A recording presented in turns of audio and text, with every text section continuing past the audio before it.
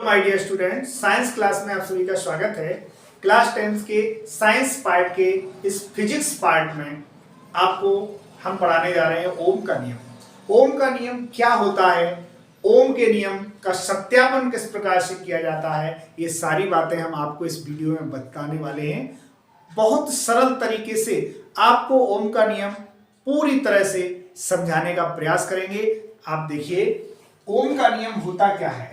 वैज्ञानिक ओम ने धारा, किसी पर्वत में प्रवाहित होने वाली धारा और उस चालक तार में लगने वाले विभवांतर V के मध्य एक संबंध बताया, जिसको ओम का नियम कहते हैं। ओम के नियम के अनुसार यदि किसी चालक की भौतिक अवस्था, ताप, दाब, सांद्रण आदि में कोई परिवर्तन ना किया जाए तो उस चालक में प्रवाहित होने वाली धारा उस चालक के सिरों के मध्य लगने वाले विभवांतर के समानुपाती होती है या अनुक्रमानुपाती होती है। इसे ओम का नियम कहते हैं। जैसे देखेंगे, अर्थात V समानुपाती I। अच्छा, समानुपात का अर्थ क्या होता है ये आपको समझना है।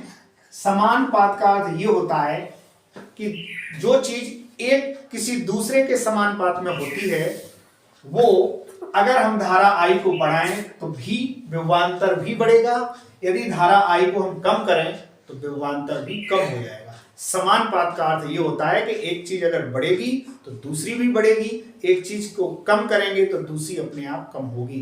वो एक दूसरे के समानुपात में होते हैं, इसीलिए V समानुपाती I। अर्थात अब समानुपाती का चिन्ह जब हटाते हैं, उसके स्थान पर बराबर लगाते हैं, तो साइंस का एक नियम है कि एक नियतांक आता है। तो यहां पर नियतांक आएगा V बराबर I R। R एक यहां नियतांक है, इसको हम ऐसे भी लिख सकते हैं I बराबर V बटे R। जहां कौन क्या है, जहां पर I बराबर विद्युत धारा, उस चालक में जो धारा प्रवाहित हो रही है उसको I से दर्शाते हैं। I माने विद्युत धारा, परिपथ के अंदर जो धारा हो। V क्या है, विद्युत विभवांतर, विद्युत विभवांतर। और जो R है, R बराबर प्रतिरोध। यहां पर ये प्रतिरोध है और एक नियतांक का काम कर रहा है, ये कांस्टेंट राशि का काम कर रहा है। तो ये है ओम का नियम। अब ओम का नियम का सत्यापन कैसे किया जाता है, ओम के नियम को हम कैसे सिद्ध करेंगे कि ओम का नियम सत्य है, इसके लिए हमें निम्न उपकरणों की आवश्यकता पड़ती है। कौन कौन से उपकरण हमें इसके लिए चाहिए? पहला, एक चालक तार, प्रतिरोध, एक बैटरी, कुंजी, वोल्टमीटर, अमीटर और धारा नियंत्रक। ये सारे उपकरण हमें मिलेंगे, तो हम इनको जोड़ेंगे कैसे? तो जोड़ने के लिए क्या किया जाता है, प्रतिरोध के समांतर क्रम में वोल्टमीटर को जोड़ा जाता है, और बाकी जो चीजें होती हैं, बैटरी है, कुंजी है, अमीटर है, ये सब श्रेणी क्रम में हम संयोजित करते हैं।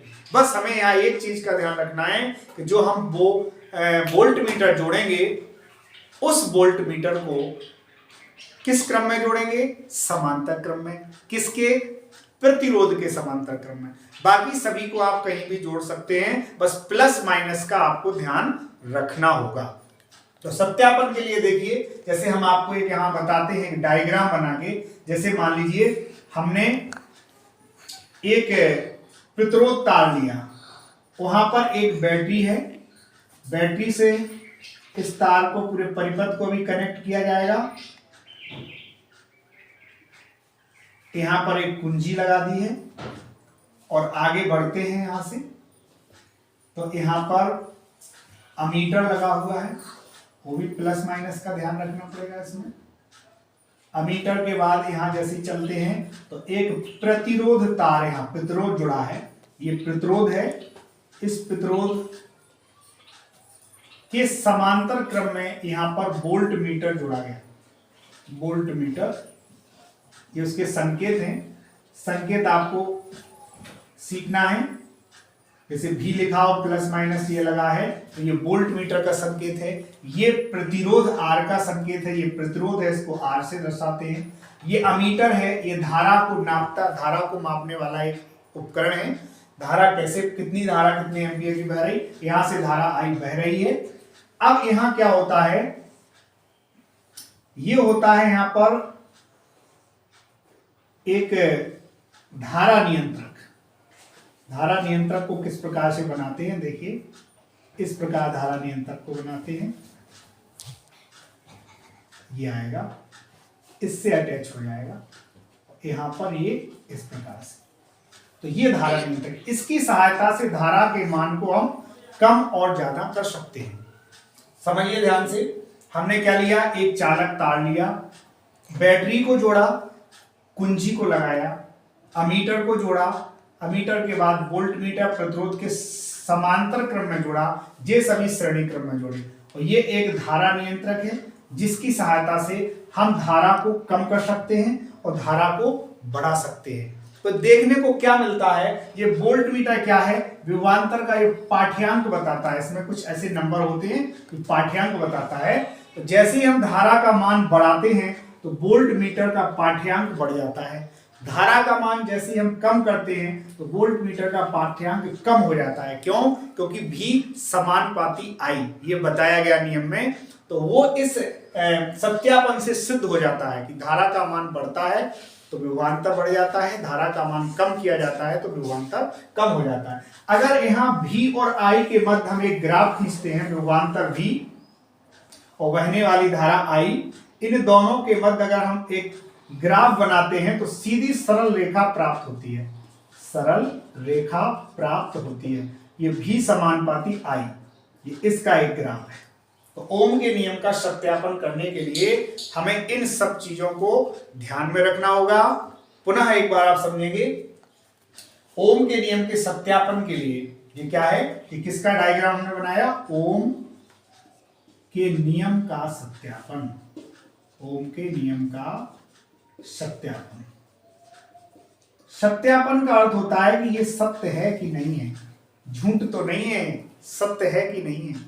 तो सत्य होने के लिए हमें ये सारे उपकरण लेना है, सभी को श्रेणी क्रम में, लेकिन प्रतिरोध और वोल्ट मीटर को प्रतिरोध के सिरों से जब जोड़ेंगे तो समांतर क्रम में जोड़ेंगे, ये आपको ध्यान रखना है। और प्लस माइनस का ध्यान रखना है। तो इसी प्रकार से जब हम धारा को मान बढ़ाते हैं, वोल्ट मीटर का पाठ्यांक बढ़ जाता है, धारा का मान कम करते हैं, वोल्ट मीटर का पाठ्यांक कम हो जाता है।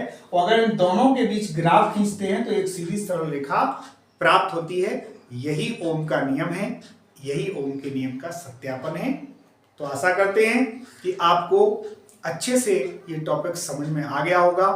कमेंट में आप जरूर लिखें आपको ओम का नियम कैसा समझ में आया या क्या चीज समझ में नहीं आई। तो हम अगले वीडियो में आपको और समझाने का प्रयास करेंगे। आप बने रहिए हमारे साथ, हमारे वीडियो को लाइक, शेयर, सब्सक्राइब जरूर करें। धन्यवाद।